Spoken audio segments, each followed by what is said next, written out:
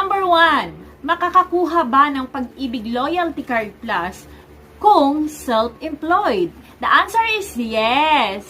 Lahat po ng Pag-ibig member ng Pag-ibig Fund, kung ikaw po, tayo po ay member ng Pag-ibig Fund, as long as po na tayo ay active na nagbabayad ng ating monthly contribution sa Pag-ibig Fund, aba po, qualified na qualified tayo at karapatan natin na makakuha ng Pag-ibig Loyalty Card Plus. Okay? Pwede ba daw mag-loan? First time niyang mag-loan.